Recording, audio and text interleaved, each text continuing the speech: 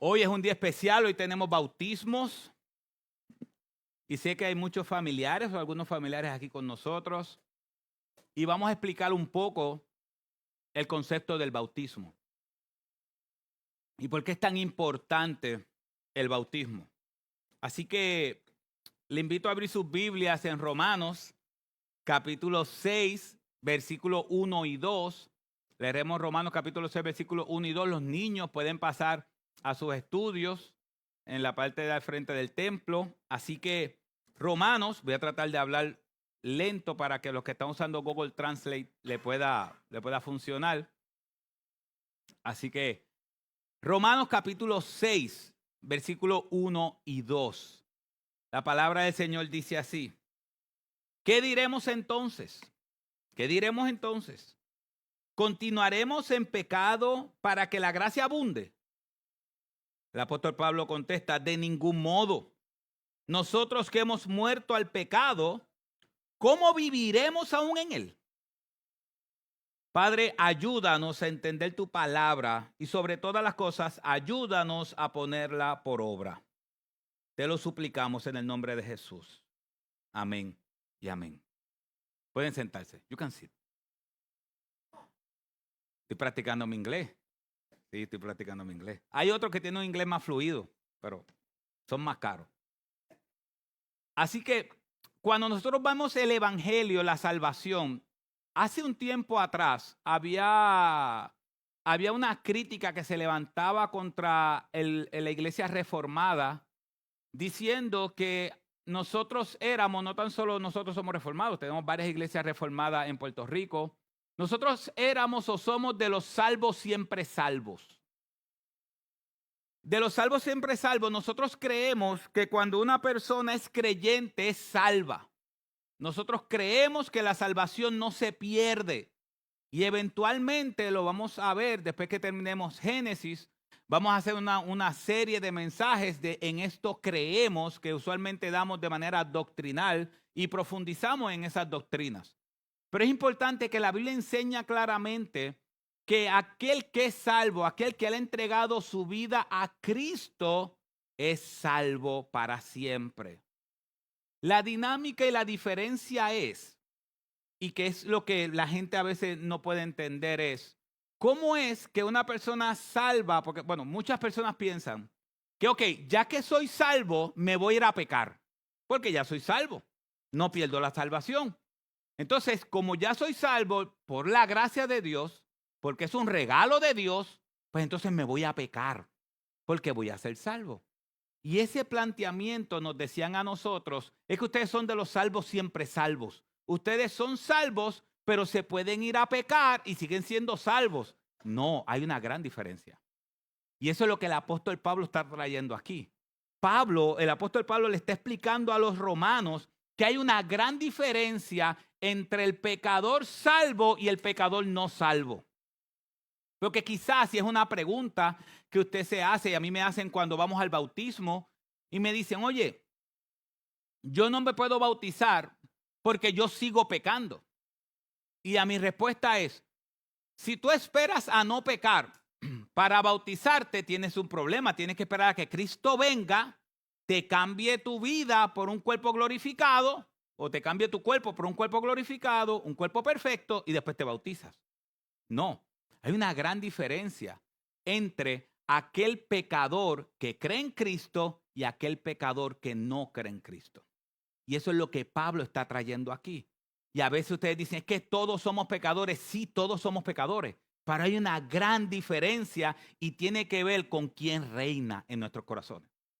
Tiene que ver con quién reina. Y esa es la idea central que el apóstol Pablo está trayendo en este texto. Aún nos está diciendo desde el capítulo 5, porque para poder entender el capítulo 6 tenemos que repasar el capítulo 5.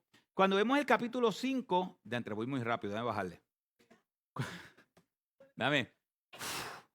Ok, cuando vemos el capítulo 5, versículo 14, mire lo que dice, saldrá a la pantalla. Dice, sin embargo, la muerte, ¿qué dice el texto? La muerte reinó.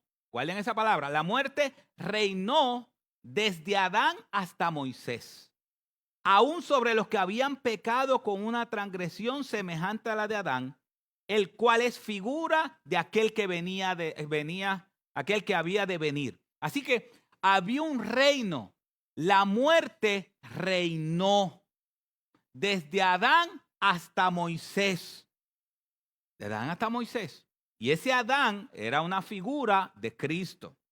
Versículo 17.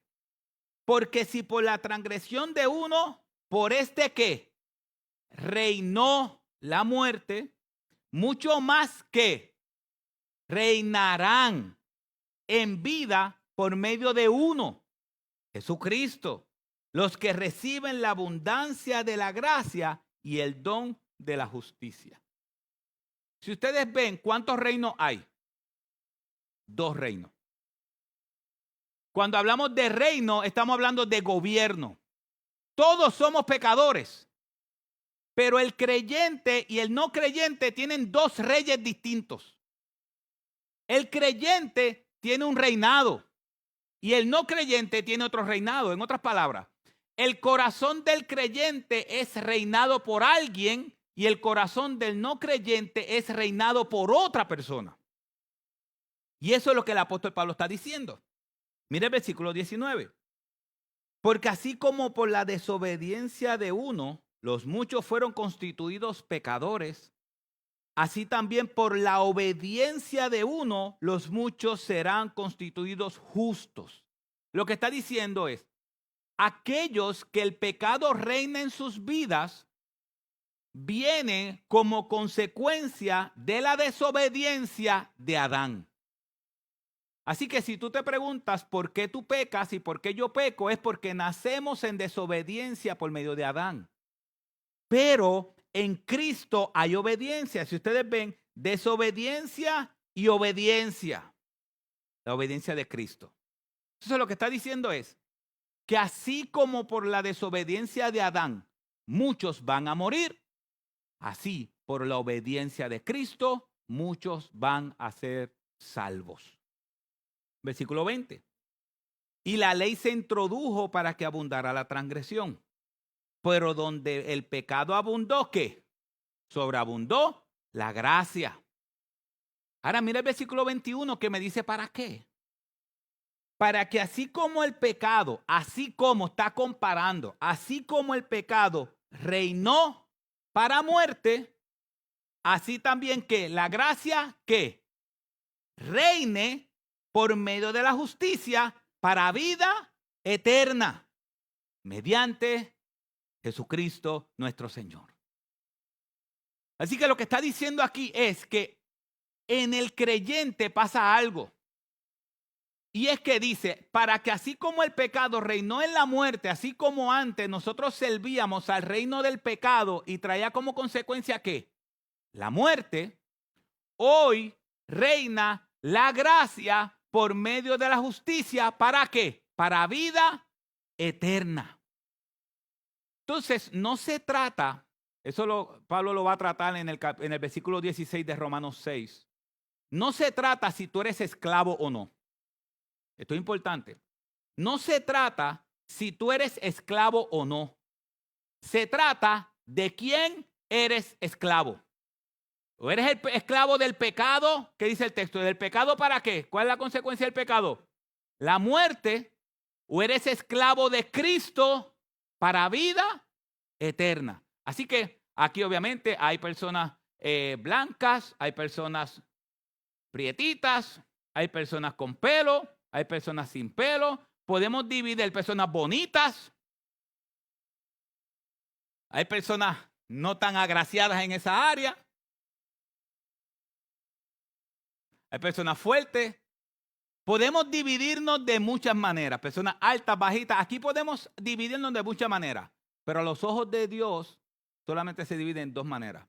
¿De quién eres esclavo? ¿A quién tu corazón le sirve? Si tu corazón le sirve al pecado, trae como consecuencia la muerte. Si tu corazón le sirve a Cristo, trae como consecuencia la vida eterna. Entonces, hay una pregunta importante en el versículo 20. Si puedes ponerlo otra vez el versículo 20, mira la pregunta importante. La pregunta importante es, Y el versículo, espérate, a ver si yo estoy bien. No, sí, el versículo 20. Así está. Y la ley se introdujo para que abundara la transgresión, pero donde el pecado abundó, sobreabundó la gracia. Entonces esto trajo un problema a las personas. Y dijeron, bueno, si mientras más pecado, más sobreabunda la gracia, ¿qué entonces tenemos que hacer? Pecar más. Ojalá que el corazón de nosotros los mortales es increíble. Porque hay personas que creen eso. ¿Ustedes se recuerdan de José Luis de Jesús Miranda? El que se proclamó el Dios hombre. Porque Ponce es tan importante que hasta su propio Dios tuvo Ponce. Porque él era de Ponce. Pero los ponceños no lo seguían, está bien, nada más claro, los ponceños no lo seguían. Pero él decía eso. Por eso él tenía más de una mujer. Por eso él hacía muchas cosas, porque ese texto, según él enseña, que para que sobreabunde la gracia tiene que haber mucho ¿qué? Pecado. Entonces, Pablo en el capítulo 6 va a contestar esa pregunta. Versículo 1 del capítulo 6. Y es la introducción que hace Pablo. ¿Qué diremos entonces? Esa es la pregunta de Pablo, una pregunta retórica. ¿Qué diremos entonces? ¿Continuaremos en pecado para que la gracia abunde? Porque si a mayor pecado, mayor gracia, pues vamos a hacer algo. Pablo está diciendo, entonces, ¿continuaremos viviendo en pecado para que abunde la gracia? El apóstol Pablo dice en versículo 2, ¿qué? De ningún modo. Nosotros que hemos, ¿qué? Muerto al pecado, ¿cómo viviremos aún en él? Entonces, ahí entra una diferencia. Nosotros los creyentes hemos muerto al pecado. Hemos muerto al pecado. El pecado ya no reina en nosotros. Y si tú te preguntas, pero entonces, ¿qué pasa? Esta es la gran diferencia. Aquel que no es creyente es pecador. Y aquel que es creyente también es pecador. Los dos somos pecadores. Entonces, ¿dónde está la diferencia? La diferencia es que aquel que no es creyente, el pecado gobierna su vida y esa persona practica el pecado. El que es creyente peca, pero no practica el pecado. Su corazón no está siendo gobernado por el pecado, sino por la gracia de Dios. Y ahí está la gran diferencia. Por eso si usted ve y dice, adiós, pero mira, ahí ese que va a la iglesia y peca. Sí, porque nosotros somos pecadores. ¿Cuál es la diferencia? Que el pecado no reina. El pecado no reina, el pecado no domina nuestra vida. El pecado no gobierna nuestro corazón. Pecamos, pero no practicamos el pecado. ¿Qué significa eso de manera simple?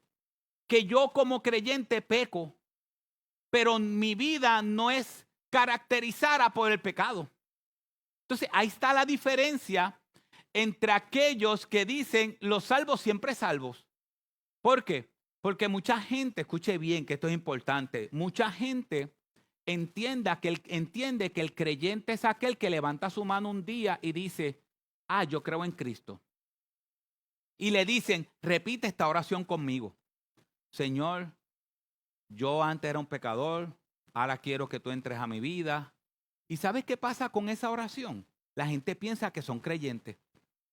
Y por un tiempo, como dice la parábola del sembrador, por un tiempo da hasta cierto punto unos frutos. Pero ¿qué hacen los problemas de la vida? Lo ahogan. ¿Y qué termina esa persona pasando con su vida? Termina yéndose. Entonces venimos y decimos, él era creyente y ya no es. La salvación se pierde. No, mis hermanos, si la vida de una persona es caracterizada por una vida de pecado, la Biblia dice que nunca fue creyente. La vida del creyente, mira lo que dice Pablo, el creyente peca, sí. Practica el pecado, no. El apóstol Pablo dice, de ningún modo. Nosotros que hemos muerto al pecado, ¿cómo viviremos aún en él? ¿Cómo practicaremos de manera normal el pecado? Entonces ahí está la gran diferencia. Si tú estás aquí y vienes a la iglesia hace poco y estás pensando y dices, oye, pero ¿qué pasa que el cristiano peca igual? Sí, nosotros pecamos igual, hasta cierto punto. Porque yo puedo cometer el mismo pecado que cometió una persona inconversa, pero hay una gran diferencia. Como mi corazón es gobernado por Dios, cuando yo peco, el mismo Espíritu Santo me lleva al arrepentimiento. Y me lleva a pedir perdón. Y me lleva a cambiar ese acto. Y me lleva a luchar. Una de las grandes diferencias, y lo veremos al final, es la lucha que tiene una persona contra el pecado. Aquel que su pecado reina no lucha. Es una de las características, no lucha. Entonces, ¿por qué el pecado no puede reinar en el corazón del creyente?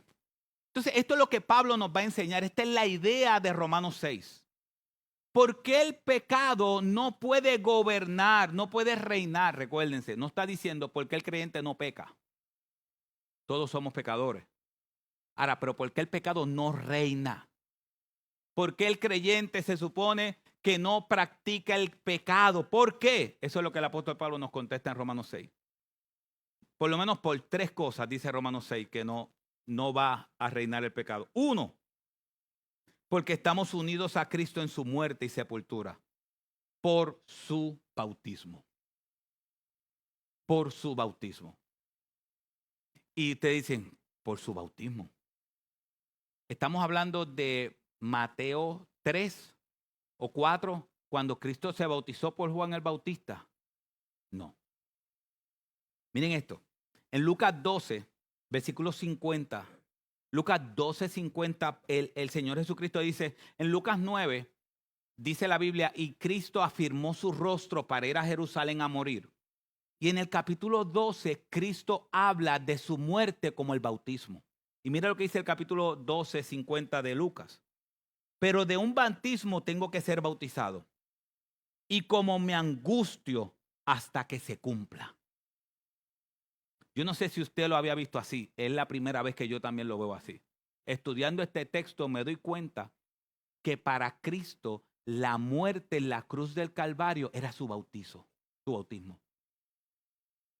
Y él lo que está diciendo es, pero de un bautismo tengo que ser bautizado y cómo me angustia hasta que se cumpla. Así que lo que pasó en la cruz, esa muerte y resurrección de Cristo, es el bautismo que Cristo ve que va a pasar con él. Entonces, teniendo eso, que en la cruz, escuche bien, en la cruz de Cristo hay un bautismo que él tiene. Entonces el apóstol Pablo dice en el versículo 3 de Romanos 6, ¿o no sabéis que todos los que hemos sido bautizados en Cristo Jesús, hemos sido bautizados en qué? En su muerte. Eso es impresionante. Lo que está diciendo es que nosotros los que hemos sido, los que somos creyentes, nosotros los creyentes, hemos sido bautizados al igual con Cristo en su muerte. Significa que cuando Cristo murió, está muriendo en nuestro lugar. Y ese es el evangelio. Cristo muriendo en nuestro lugar. No son tus obras ni las mías que nos salvan. Es Cristo el que salva. Y él está diciendo, ¿o no sabéis que todos los que hemos sido bautizados en Cristo Jesús? Lo que está diciendo es que cuando Cristo murió en la cruz del Calvario, nosotros los creyentes estamos muriendo con él. Estamos siendo partícipes de su bautismo. Hasta suena raro decirlo. Porque yo nunca había visto la cruz de Cristo como el bautismo de Cristo. Pero él mismo está diciendo, y también lo dice en otro texto que no recuerdo ahora cuál es. Pero en 2 textos él hace referencia a la cruz de Cristo, a su cruz como el bautismo. Entonces lo que está diciendo el apóstol Pablo es, nosotros, el pecado no puede reinar nuestros corazones porque nosotros estamos unidos a Cristo en su muerte. Cuando Cristo murió, nosotros también morimos. Juntamente con él. Impresionante. Pero no tan solo dice, estamos unidos a Cristo en su muerte y sepultura por su bautismo. Mira lo que dice el versículo 4. Porque tanto hemos sido porque por tanto hemos sido sepultados con él por medio del bautismo para muerte, a fin de que como Cristo resucitó de entre los muertos para la gloria del Padre, así también nosotros andemos en novedad de vida. Yo le decía a los que le estaba dando clases de bautismo, nosotros nos dividimos y yo sé que hay otras personas que están aquí que quieren bautizarse también. Pueden comunicarse con Rosalí o con Roberto, con Rafa o conmigo para las clases de bautismo, porque no queremos que alguien se bautice sin primero estar consciente de que ha nacido de nuevo. Pero yo le decía que yo hubiese querido saber esto. Ese texto está impresionante. Mira lo que ese texto dice. Este texto lo que está enseñando es que cuando usted ve ahorita el bautismo, ¿por qué el bautismo tiene que ser por inmersión? ¿Por qué el bautismo no puede ser como se hace en la iglesia tradicional y otras iglesias tirándole agua ahí? Primero, la palabra bautismo significa sumergir. La palabra griega bautismo significa sumergir. Así que la misma palabra bautismo significa sumergirse. Pero mira lo que ese texto está diciendo. El texto está diciendo, por tanto, hemos sido sepultados con él por medio del bautismo para muerte. Lo que significa es que cuando ya voy a decir el apóstol, pero cuando el pastor Rafo, está cerca de apóstol, pero cuando el pastor Rafo, junto con Ed, porque no es Rosalí, es Ed, cuando hay personas que nos visitan a Estados Unidos, se le hace difícil decirle el mundo, entonces le dicen Ed. Cuando ellos bauticen, mira lo que dice ese texto, que cuando venga Rodi con su camisa y sea lanzado al agua, lo que está diciendo es que cuando él baja las aguas, se está uniendo de manera simbólica a la muerte de Cristo en la cruz. Cuando está en las aguas, que no tarde mucho en las aguas por si acaso. Cuando baja las aguas, está experimentando la muerte con Cristo. Y cuando es sacado del agua, está experimentando la resurrección para una nueva vida. Eso hace el bautismo. El bautismo es simbólico. No es que va a bajar una paloma y va a decir, este es mi hijo amado en quien tengo complacencia. Ya eso pasó. No va a haber ninguna paloma. Pero simbólicamente, y yo creo que es el simbolismo más apegado a la cruz de Cristo, es que cuando bajas está siendo sepultado con Cristo, está siendo unido simbólicamente a Cristo en su muerte, y cuando te sacan del agua, estás siendo unido a Cristo en su resurrección. Ese evento que está ahí puede ser simbólico, pero ese simbolismo te une tanto a Cristo. Te une tanto a Cristo. Entonces, eso es lo que está diciendo. Mira lo que dice un autor. Un autor dice, el énfasis, Ceballos dice, el énfasis en la importancia y el sentido del bautismo en este pasaje es tremendamente significativo. Es el sello y signo de haber cruzado una línea divisoria entre no ser de Cristo y ser de Él. De haber dado un paso que nos compromete en forma definitiva. Es cuando decimos, no, yo voy a seguir a Cristo todos los días de mi vida, con mis altas y mis bajas. Entonces, el apóstol Pablo sigue diciendo, versículo 5, porque si hemos sido unidos a Él en semejanza de su muerte, ciertamente seremos también en la semejanza de su resurrección. Sabiendo esto, que nuestro viejo hombre fue crucificado con Él. Impresionante, nuestro viejo hombre, la naturaleza que era gobernada por el pecado, esa persona o ese corazón que era gobernado por el pecado, ahora que somos creyentes, ya ese pecado nos reina.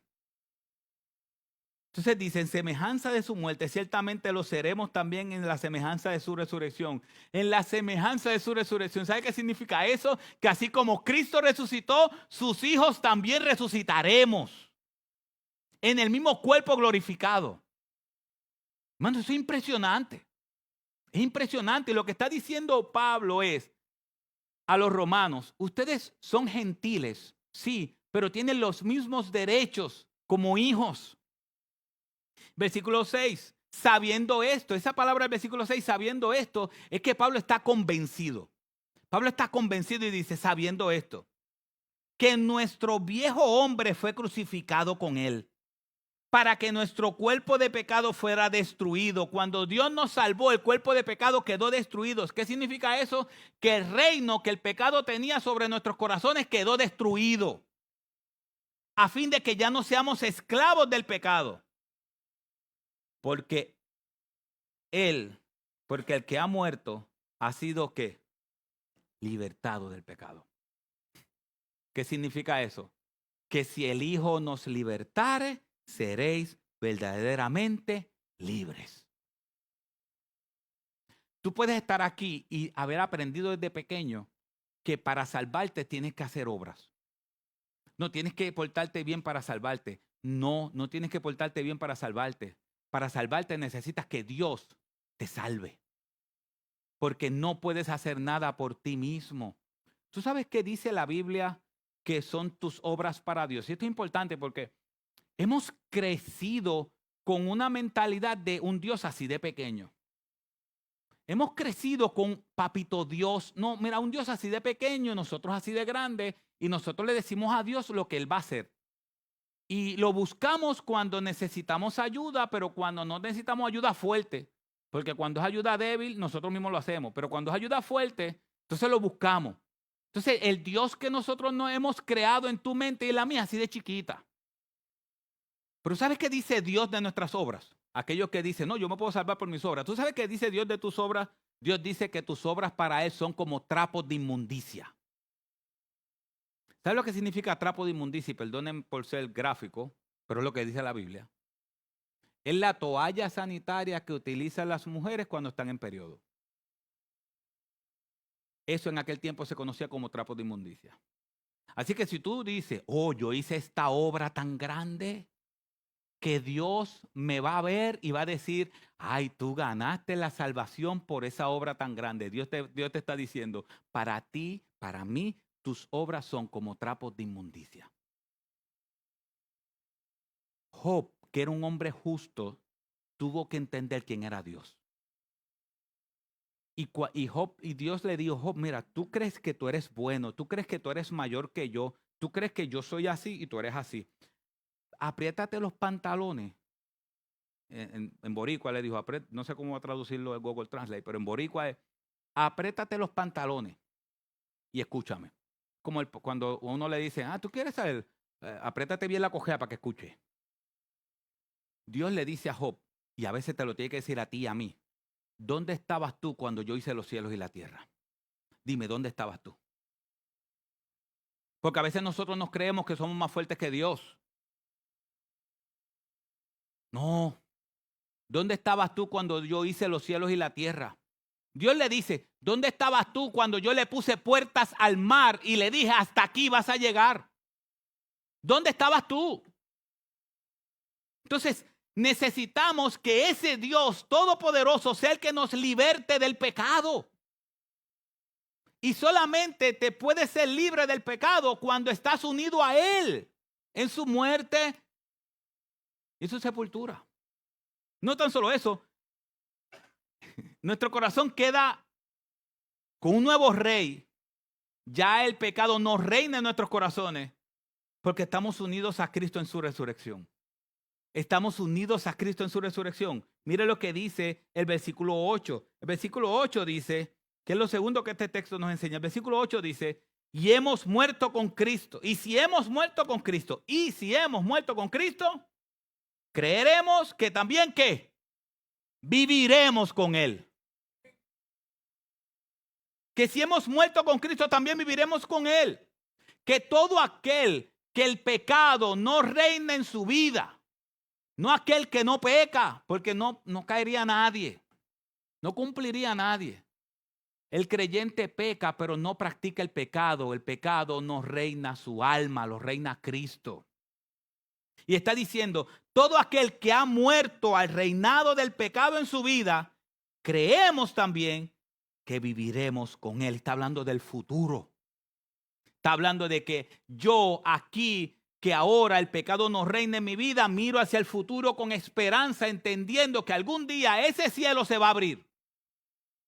Y algún día ese Señor que murió en la cruz del Calvario, que vino como cordero, vendrá como el león de la tribu de Judá. Y dice la Biblia que dirá en su muslo, Rey de reyes y Señor de señores. Y yo sé que Apocalipsis tiene mucho simbolismo. Yo espero que eso no sea simbólico, como siempre digo. Espero que eso no sea simbólico, pero va a venir con un manto empapado en sangre. La sangre que nos compró. Y ese es el problema de hoy. Hoy hemos reducido a Cristo a una persona que está crucificado. Si usted me pregunta a mí, ¿por qué yo no uso crucifijo? ¿Por qué yo no uso crucifijo? Porque el crucifijo no me da la realidad. Yo puedo usar la cruz, pero no un crucifijo. ¿Por qué?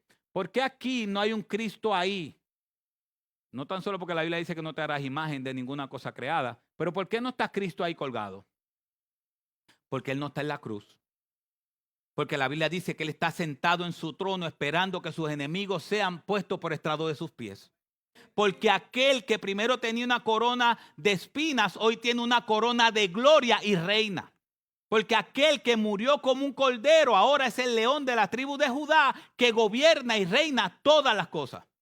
Y no es que en aquel momento no estaba reinando, pero ahora ese rey está sentado en su trono. Y si tú quieres imaginarte dónde está Cristo, no tienes que buscar un crucifijo. Tienes que imaginarte un trono alto y sublime. Y tienes que imaginártelo sentado en ese trono como lo vio Isaías, alto y sublime, y cómo sus faldas de autoridad llenaban el templo. Así es como te tienes que imaginar a Cristo. Y eso es lo que Él está diciendo.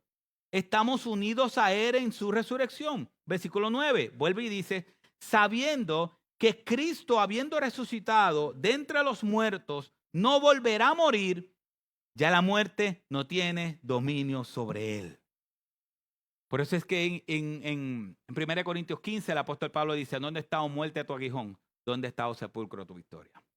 Eso es tan importante. Porque lo que está diciendo es que aquel que está unido a Cristo en su muerte y resurrección, el tema de la muerte no debe ser un tema de miedo, temor o angustia. El tema de la muerte es un tema diferente. Entonces, cuando nosotros vemos Apocalipsis, Apocalipsis dice, yo soy el alfa y el omega, el principio y el fin. Yo soy el que es, el que era, el que ha de venir, el Dios Todopoderoso. Entonces, ese Dios Todopoderoso volverá por su pueblo porque Él venció la muerte. ¿Por qué nosotros nos reunimos domingo? Entonces se pregunta, ¿por qué? No necesariamente tiene que ser un día, el que no vaya domingo peca, por alguna situación que uno no controla puede hacer un culto de sábado y después que se adora al mismo Dios no hay problema. Pero ¿por qué nos reunimos domingo? Nos reunimos domingo porque un día como hoy, hace más de 2000 años atrás, en Jerusalén quedó una tumba vacía. Y como en Jerusalén hay una tumba vacía, nosotros celebramos cada domingo esa tumba está vacía. Celebramos cada domingo que un hombre perfecto murió y resucitó al tercer día. Por eso el culto no se trata de ti ni de mí. El culto no se trata de cómo tú te sientes y cómo yo me siento. Se trata de cómo Dios se siente con nuestros corazones adorándole. Entonces, eso es lo que el texto está diciendo. Versículo 10. Porque por cuanto Él murió al pecado de una vez para siempre. Pero en cuanto vive para Dios. Es impresionante. Si usted se pregunta, ¿cómo es que ahora el pecado no reina en nuestros corazones de los creyentes? ¿Cómo? Porque Cristo murió. Cuando Cristo murió, venció el pecado. El pecado ya no reina sobre sus hijos, ahora Cristo reina. Entonces, por eso es tan importante la cruz. Por eso es que si tú no crees en Cristo, que Cristo murió por tus pecados y resucitó al tercer día, no puedes ser salvo. No puedes. Porque es por medio de esa muerte que hoy tú puedes tener vida. Porque si no, el pecado sigue gobernando tu alma.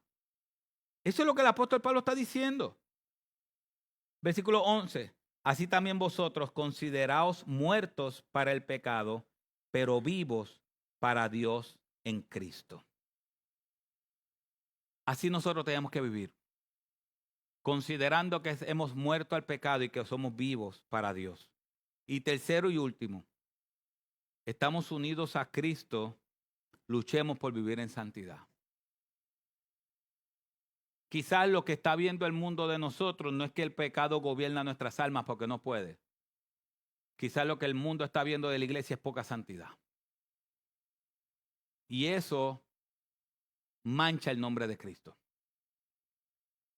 Nosotros somos creyentes. Por cuanto el pecado no reina en nuestros corazones, debemos luchar por la santidad. La Biblia dice que sin santidad nadie verá al Señor. ¿Y qué es santidad? Santidad significa que nos van a salir dos alas y vamos a estar volando por ahí sin pecar. No. Santidad significa vamos a luchar contra el pecado para cada día gobernar los deseos pecaminosos de nuestra alma por medio del Espíritu Santo. Entonces, mira lo que dice. Por tanto, ya estoy terminando, por tanto, no reine el pecado en vuestros cuerpos mortales para que no obedezcáis sus lujurias. ¿Sabe qué significa no reine, no domine el pecado? Que el pecado no sea una característica en nosotros. Ni presentéis. Esa palabra presentáis significa ser accesible al pecado. No te haga accesible al pecado, ni presentéis los miembros de vuestro cuerpo al pecado como instrumentos, como herramientas de iniquidad, sino presentaos vosotros mismos a Dios como ¿quién? Como vivos de entre los muertos. Y vuestros miembros a Dios como instrumentos de justicia. Mis hermanos, nosotros hemos sido somos vivos de entre los muertos. Pero no por nuestras obras, por Él. Porque estamos unidos a Él. Estamos unidos a Él.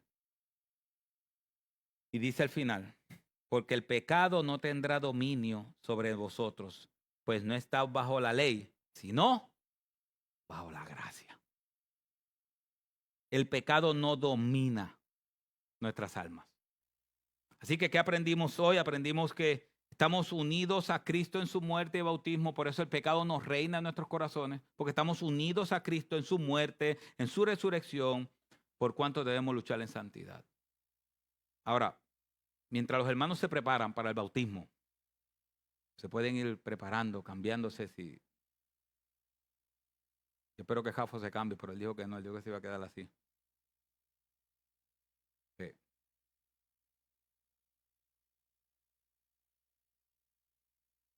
Mientras nos preparamos para esa gloriosa experiencia del bautismo,